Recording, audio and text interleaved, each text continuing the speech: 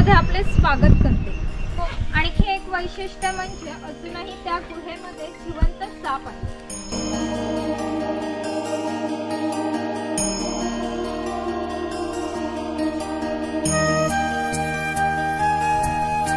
हे मित्रांनो, welcome back. पुन्हा एकदा नवीन एका व्हिडिओमध्ये तुमचं स्वागत आहे। तर आज आहे रत्नागिरी येथील प्राचीन कोकण। तर कोकणातील सर्व काही वास्तू वगैरे काय कोकण कसं होतं जुन्या काळात ते सर्व बघायला आले। नमस्कार सर, आतमध्ये काय पाहणार त्याची थोडक्यात माहिती सांगते तुम्हाला। Konkan tourism development and research सेंटरने प्राचीन कोकण हे म्युझियम तयार केलं आहे। या ठिकाणी तुम्हाला 500 वर्षापूर्वीच्या कोकणाची समाजरचना, ग्रामरचना, व्यवसाय, वेशभूषा पाहायला मिळेल। त्याचबरोबर आयुर्वेदिक वनस्पती आहे, नक्षत्र बाग आहे, जलदुर्ग प्रदर्शन आणि शंखांचं प्रदर्शन। तिथे 165 प्रकारचे शंख आहेत। आणि हे सर्व माहिती सांगायला सोबत आमचा गाईड असणार आहे। गाईडचा कुठलाही चार्ज नाही, मात्र गाईड कंपल्सरी आहे। फक्त 10 मिनिटं थांबवतो, ग्रुप करून गाईड एक दिला जातो। 3 वर्षावरील सर्वांना सेम तिकीट 50 रुपये आहे। आणि मोबाईल किंवा कॅमेऱ्याने जर तुम्ही आतमध्ये फोटो काढणार असाल तर त्याचा वेगळा चार्ज 50 रुपये आहे। थँक्यू।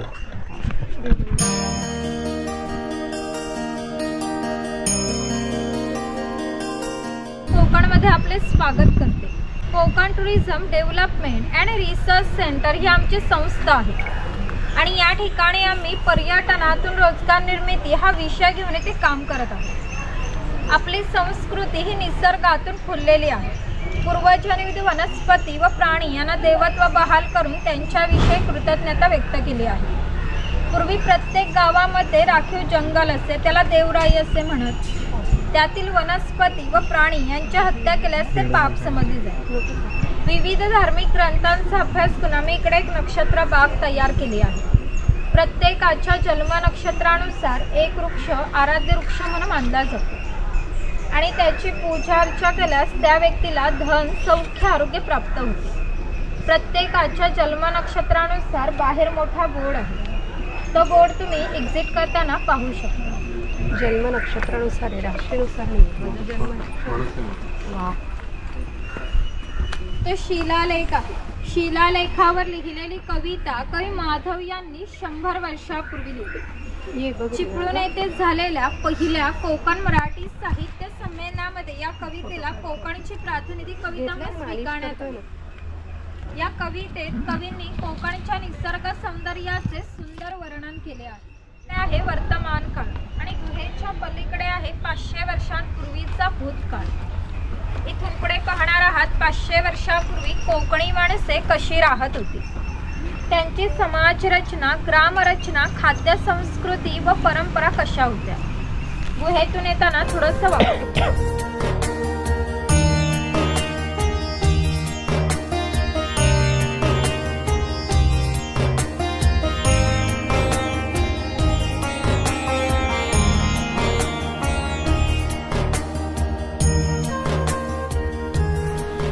हे आहेत भगवान परशुराम। आपल्या पुराणामध्ये त्यांचा असा उल्लेख आलेला आहे की हजारो वर्षापूर्वी भगवान परशुराम होऊन गेले। त्यांनी संपूर्ण पृथ्वी जिंकून घेतली आणि जिंकून घेतलेली पृथ्वी त्यांनी दान केली। दान केलेली कोणतीही गोष्ट आपण स्वतःसाठी वापरत नाही, परंतु त्यांना राहण्यासाठी भूमी आवश्यक होती। आपण ज्या ठिकाणी उभे आहोत त्या ठिकाणी हजारो वर्षापूर्वी समुद्र होता।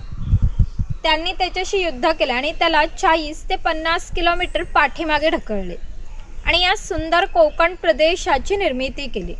म्हणून या कोकण प्रदेशाला परशुराम भूमी असे म्हणतात। हे सारे कोकण दऱ्याखोऱ्यांनी वेढलेले आहे।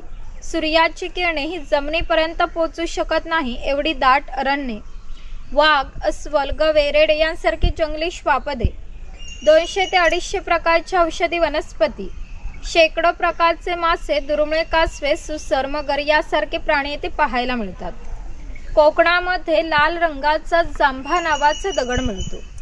जांभ्या दगडाचा हा जो पक्का रोड बांधला आहे त्याला कोकणी भाषेमध्ये पाखाडी असे म्हणतात। ही पाखाडी सुमारे 400 वर्षापूर्वी बांधली गेली। त्यावेळी ती गणपतीच्या देवळापर्यंत होती। काळाच्या ओघात ती नष्ट झाली। आज ती फक्त आपल्याला प्राचीन कोकणमध्ये शिल्लक राहिली पाहायला मिळते।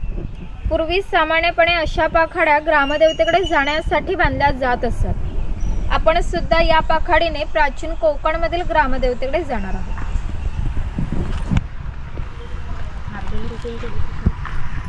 हे चिरफळाचे झाड आहे. चिरफळाची फळे ही जंतुनाशक असतात. शेतकरी त्यांचा उपयोग धान्यात साठवण्यासाठी करतात. तसेच त्यांचा उपयोग गरम मसाल्यासारख्या पदार्थांमध्ये सुद्धा केला जातो. हे ग्रामदेवतेचं मंदिर आहे. पूर्वी धार्मिक संस्था गाव नियंत्रित करत असत. गावातील गावकरी येथे एकत्र येत असत. गावातील 2 व्यक्तींची भांडणे झाली तर सर्व गाव एकत्र येऊन गाव प्रमुख त्यांच्या समोर न्यायदान करीत असे. गावातील सार्वजनिक कामे जशी पाखाड्या बांधणे, लाकडी सांक बांधणे अशी कामे कोणी, कोठे व कधी करायची याविषयीचा निर्णय गावकरी येथे बसूनच घेत असत. आणखी एक महत्त्वाचे वैशिष्ट्य म्हणजे जगभर अशी प्रथा आहे की प्रत्येक जाती धर्माचे लोक आपापल्या देवाकडे जातात, देवाचं दर्शन घेतात. आपण कोकणी माणसे सुद्धा वर्षभर देवळात जाऊन देवाचे दर्शन घेतो. पण जेव्हा आपल्याकडे शिमग्याचा सण असतो तेव्हा ही देवी या पालखीमध्ये बसून प्रत्येकाच्या घरोघरी नेली जाते. म्हणजेच कोकणी माणूस आणि देव यांचं नातं इतक्या जवळच आहे की आपलं एकमेकांकडे येणं जाणं असतं. या देवीचं नाव वाघजाई आहे. हे नाव मी जाणीवपूर्वक ठेवलं. असं म्हणतात की ज्या निसर्गामध्ये वाघ आहे तो निसर्ग समृद्ध असतो. 500 वर्षापूर्वीचा निसर्ग सुद्धा असाच समृद्ध होता.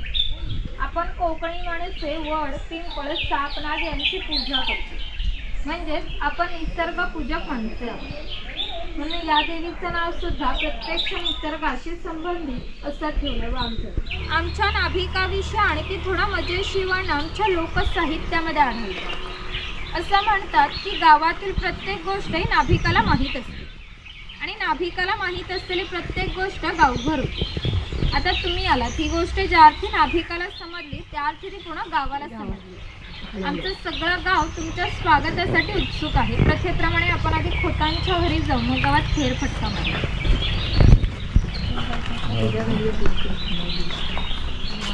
हे खोत आहे. राजाच्या गावातील थेट प्रतिनिधी म्हणजे खोत. धार्मिक व राजकीय बाबतीत पहिला मान खोतांचा असतो. खोत गावचे प्रमुख असत. गावात न्यायदान करणे, महसूल गोळा करणे, कायदा व सुव्यवस्था सांभाळणे इत्यादी कामे खोतांची असतात. खोत लोक जमीनदार असतात. सर्वसामान्यपणे सुखवस्तू असतात. त्यांच्या बसण्याच्या लग्बीवरून ते कसे ऐशो आरामी जीवन जगायचे याची तुम्हाला कल्पना येईल. ती खोतांची बायको आहे. कोकणी स्त्रिया सुंदर होते आणि शूर होते, परंतु त्यांना स्वातंत्र्य नव्हते. माझघराचं उंबरट ही त्यांच्यासाठी मर्यादा होती. ती खोतांची 2 मुले आहेत. ते आपला परंपरागत खेळ सोंगट्या खेळत आहेत. हाच खेळ महाभारतात धर्मराज आणि दुर्योधन यांच्यामध्ये द्युत या नावाने खेळला गेला. हस्ती अंतिफासे असतात किंवा शंखांच्या कवड्या असतात. त्या टाकून विशिष्ट प्रकारचे दान मागितले जाते व त्यानुसार सोंगट्या पुढे मागे सरकवून हा खेळ खेळला जातो. जर खेळणारे कसबी असतील तर हा खेळ 1 ते 2 रात्र सहज रंगत असे इतका मजेशीर खेळ आहे. घराची रचना पहा. खोत ज्या उंचवट्यावर बसते त्याला ओटी म्हणतात. गावातील मान्यवर लोक ओटीवर बसत असत. समोर आहे ती पडवी. सर्वसामान्यांनी पडवीला बसायचे. खोतांच्या उजव्या बाजूला आहे देवघर. खोतांच्या डाव्या बाजूला स्वयंपाकघर. खोतांच्या मागे आहे माझघर म्हणजे पूर्वीची बेडरूम. घराचे छप्पर पहा. वरती छोटे छप्पर, मध्ये गॅप, त्याखाली मोठे छप्पर. कोकणात उष्णता फार असते त्यामुळे घरातील उष्ण हवा सतत त्या गॅपमधून बाहेर जाते व बाहेरील थंड हवा तिची जागा घेते. त्यामुळे घरातील वातावरण नेहमी थंड राहते. घरासमोर अंगण आहे. अंगणामध्ये तुळस आहे. अंगण हे कोकणी घरांचे वैशिष्ट्य आहे. तुम्हाला एकही कोकणी घर असं दिसणार नाही की ज्यापुढे अंगण नाही किंवा तुळसही. इकडे अळकित्ते आहे. सुपारी कातरण्यासाठी वापरतो. शेतकरी आहे. याचं गवताचं घर आणि याच्या अपुऱ्या कपड्यांवर जाऊ नका. हा आमच्या गावातील एक महत्त्वाचा उत्पादक घटक होता. तो एकमेव धान्याचं उत्पादन करीत असे. 12 पलुतेदार खोत व राजा यांना धान्य पुरवण्याचे महत्त्वाचे काम तो करीत असे. म्हणजेच ग्रामीण अर्थव्यवस्थेचा पायाभूत घटक हा आमचा शेतकरी होता. पूर्वी त्याचं घर जसं असायचं अगदी तसंच घर या ठिकाणी आम्ही उभारलं आहे. ती जी चूल दिसते तिला कोकणी भाषेमध्ये पिरसा म्हणतात. पूर्वी ती सतत पेटी ठेवली जायची, कारण पूर्वी लायटर किंवा माचीस नव्हता. ज्या शेतकऱ्याच्या बायकोला स्वयंपाक करायचा असत तेव्हा ती इथले 2-3 निखारे घेऊन स्वयंपाक घरातील चूल पेटवीत असे. जर हा विस्ता विजला तर घरामध्ये 2 गारगोट्या ठेवल्या जात असे. त्या एकमेकांना घासून विस्तव करावा लागत असे. ही खोईनी आहे, हिचा वापर मासे पकडण्यासाठी केला जात असे. पाठीमागे वेलीने बांधून ती पाण्यात ठेवली जाते. हिची अंतर्गत रचना अशा पद्धतीची आहे की आत गेलेला मासा कधीही बाहेर पडू शकत नाही. हे सफेद रंगाचे मडके आहेत ते माडी काढण्याचे मडके आहेत. कोकणामध्ये नारळाची झाडे मोठ्या प्रमाणात असतात. त्यांना नारळ येण्याआधी पोय येते, तिला आडवा काप दिला जातो. बाजूने विशिष्ट प्रकारचा झाडपाला लावला जातो. तो पाला आतील माडी शोषून घेतो व थेंब थेंब गळणारी माडी हे मडके वरचेवर लावून त्यामध्ये साठवली जाते. काळाच्या ओघात 12 बलुतेऱ्यांचा असे नष्ट झाले, परंतु माडी काढण्याचा व्यवसाय अजूनही व्यवस्थित चालू आहे. त्याला खुंट असे म्हणतात. यामध्ये सुके खोबरे घातले जाते आणि हे जे उभे लाकूड आहे त्याला कोकणी भाषेमध्ये लाट असे म्हणतात. ही लाट या आडव्या लाकडाला अशा तऱ्हेने बांधली जाते की जेणेकुलाट उभी राहते. या ठिकाणी जोखडाला बैल बांधला जातो. या आडव्या लाकडाला दगड ठेवून तिने स्वतः त्यावर बसतो आणि हे सर्व वजन घेऊन बैल गोल फिरवला जातो. त्यामुळे आतील खोबऱ्याला म्हणून त्याचे तेल निघते. हे तेल भरून काढायचं असेल तर प्रथम जोखडाचे बैल सोडायचे. जोखड बाजूला केले जाते. आडवे लाकूड बाजूला करून लाड बाजूला केली जाते व आतील तेल भरून काढले जाते. पुन्हा नवीन तेल पाडायचं असेल तर पुन्हा सगळं क्रमवार जोडून नवीन तेल पाडले जात असते. म्हणजेच पूर्वी तेलाला 5 ते 1.5 पसा तेल काढण्यासाठी 1 ते 1.5 तास मेहनत घ्यावी लागत असते. यावरून तुमच्या लक्षात येईल की पूर्वीचे समाज आहे, पूर्वी प्रत्येक व्यवसाय हे जातीनीय होते. व्यवसाय निवडीचे स्वातंत्र्य नव्हते. प्रत्येकाला आपल्या जातीचाच व्यवसाय करावा लागत असे. बांबूच्या वस्तू बनवण्याचे काम हा पुरुष करीत असे. ती कणगी आहे, ती घरी नेऊन त्यामध्ये धान्य ठेवून ती शेणामातीने लिंपून घेण्याचे काम हे शेतकऱ्याचे असे.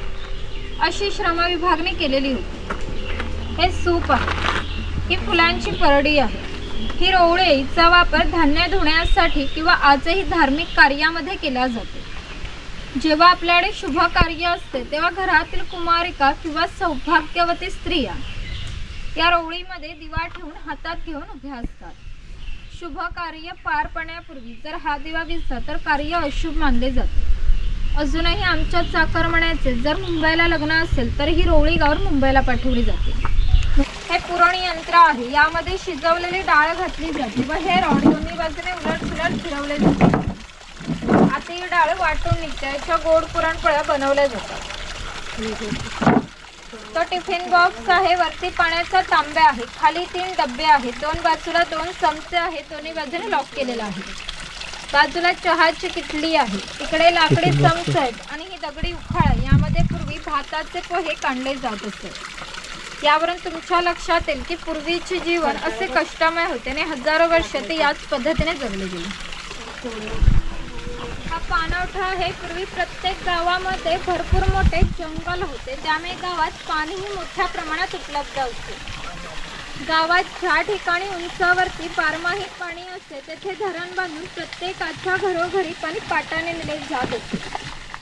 या पाण्यावरती आमच्या नारळी खोकळीच्या बागा उन्हाळी भात शेती होत असे. उन्हाळी भात शेतीला भरपूर पाणी लागते, तेवढे पाणी प्रत्येक गावात उपलब्ध असते. ग्रामदेवतेनंतर पाणवठा एकमेव ठिकाण होते की ज्या ठिकाणी सर्व गाव एकत्र येत असते. लहान मुले मासेमारी व अंघोळीसाठी येत असतात. स्त्रिया कपडे धुण्यासाठी किंवा पाणी भरण्यासाठी या ठिकाणी येत असतात. गुराखांसारखे असे गुरांना पाणी पाजण्यासाठी या ठिकाणी येत असतात. थोडक्यात आमच्या ग्रामीण जीवनाचा मध्यवर्ती केंद्र हा आमचा पाणवठा. एका पर्वतामध्ये एक मोठी गुहा आहे. त्या गुहेमध्ये शंकराची पिंडी आहे. आणखी एक वैशिष्ट्य म्हणजे अजूनही त्या गुहेमध्ये जिवंत साप आहे. पूर्वी मार्लेश्वर देव एका गावामध्ये राहत होते. त्या गावातील लोक वाईट मार्गाने वागू लागले, त्यामुळे शंकरांचे पावित्र्य कमी होऊ लागले. शंकरांना ते मान्य होणे शक्य नव्हते. त्याने ते गाव सोडून जाण्याचा निर्णय घेतला. मकर संक्रांतीच्या आदल्या रात्री ते गावाबाहेर पडले. गावाबाहेर एक चर्मकाराचे घर होते. हा चर्मकार गरीब पण श्रद्धाळू आणि नीतिवान होता. शंकराने कोणत्याही जातीपातीचा विचार न करता चर्मकाराला मशाल दाखवण्याची विनंती केली. चर्मकाराने सुद्धा अतिथी देवो भव समजून मशाल दाखवण्यास सुरुवात केली. शंकराने आज ज्या ठिकाणी मार्लेश्वर आहे त्या ठिकाणी गेल्यावर आपले खरे रूप प्रकट केले व चर्मकाराला दर्शन दिले आणि सांगितले की इथून पुढे मी याच ठिकाणी राहणार.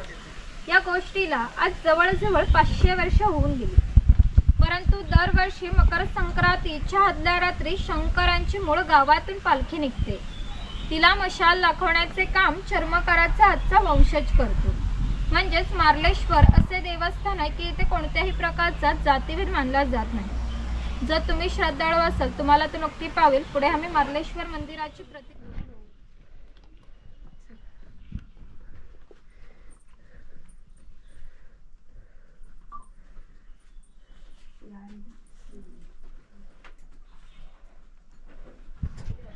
छान आहेत एक मित्रांनी इथे एके वेळी फक्त 3च व्यक्ती, कारण वजनाच्या हिशोबाने आवाज येत आहे. खाट खाट खाट खाट आवाज. तर बघूया वरतून सुंदर असा नजारा बघूया आपण.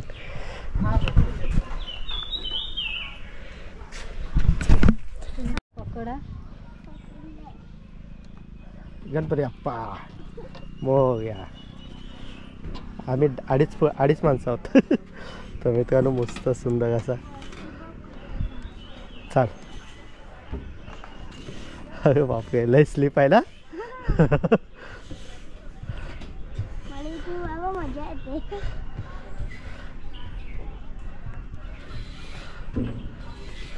हा हा हा हा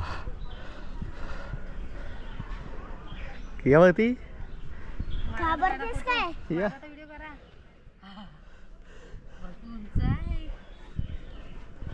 तिथे याल ती. तर मित्रांनो हा इकडून असा समोर गाव दिसतंय त्या साईडला. आणि हे चला मित्रांनो उतरूया.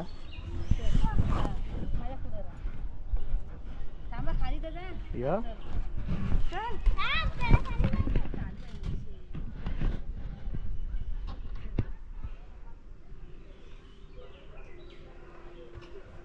ग्लासमध्ये पाय टाका नाही ते याल खाली.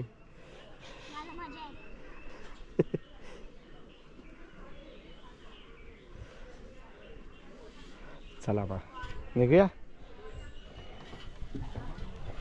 चला त्याच्यानं आलोय वरतून. बहुत सुंदर लग रहा है. टिकट किसके पास है? टिकट कहाँ है दीदी? टिकट टिकट टिकट टिकट मैं लेके.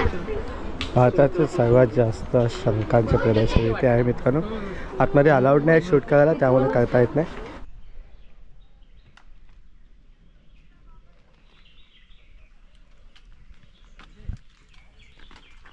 हो तर मित्रांनो हा छोटासा ओढ्यावरून जायला इकडून त्या साईडला जाण्यासाठी जो साकव बोलतात ब्रिज, लाकडी ब्रिज त्या टाईपचा आहे. साकव बांधलं गेलं आहे. आणि ह्या ठिकाणी एक बावडी आहे जिला आपण विहीर बोलतो, आमच्याकडे बावडी बोलतात. तर हा असा प्रकार काही साकव आहे. आणि इथून पगा म्हणजे ओढा जो काय बोलतात तो, आमच्या इथे पग्या बोलतात. लाकडाच आहे ना ते तू हल लागच. तर अशी काय सुंदर वाट आहे जाण्यासाठी, मस्त वाटतं आहे. फुल्ली शांतता, कम्प्लिटली शांतता आहे. आणि ते बघा शिकागे दिसले त्या तिथे शिकार घेत आपला शिकार घेऊन चाललेत. आणि सागवान, हे सागवानाचं झाड आहे. खूप काही वनस्पती इथं बघायला भेटतात आपल्याला येऊन. मस्त वाटतं, एक्झॅक्टली चांगलं वाटतं. तर चला आता एक्झिट पॉईंट जवळ आला आहे, एक्झिट घेऊया. मस्त स्वस्तात रिजनेबल प्राईसमध्ये मस्तपैकी माहिती भेटली आपल्याला. 50 रुपये, अवघे 50 रुपयामध्ये एंट्री जी आहे पर पर्सन. चांगली माहिती भेटली आहे व्यवस्थित. हो ओके, भिंतीवरती कलर काम करताना रांगोळी काम. तर मित्रांनो इथे एक अशी झोपडी दाखवली बाई आपलं घर सजवताना. आपण चुल्याची मेथी रांगोळी काढायचो ना दरवाजा तशी ती भिंतीला काढ. तर जुन्या काळात असे करायचे. चुन्याची रांगोळी आहे नाही चुन्याची कलर काम.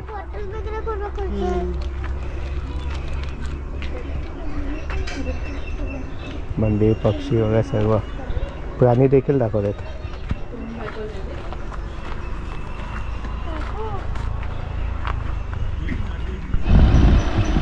तर चला मग मित्रांनो कसं वाटतं मस्त वाटलेलं व्हिडिओ कम्प्लीटली माहिती भेटते जुन्या काळाचं कोकणात. तर चला मग आता एकदम एक्झिट घेतं लवकरात लवकर पुढे जायचं आपल्याला लेट झालं 2 वाजले. तर चला मग एक्झिट घेतं आणि तर मित्रांनो इथं बघा शंकासूर आणि इथं नागदमुनी या साईडला त्यांची पेंटिंग आहे आणि असं काही एंट्री पॉईंट आहे. चला मग आता आपण एक्झिट घेऊया आणि निघूया आपल्या पूर्ण घरच्या वाटेकडे. तर चला मग ही व्हिडिओ कशी वाटते नक्की आवर्जून सांगा आणि चॅनलला नवीन असाल तर सबस्क्राईब करा लाईक करा शेअर करायला विसरू नका. चला गुड बाय पुन्हा भेटू एका नवीन व्हिडिओमध्ये. Bye bye bye.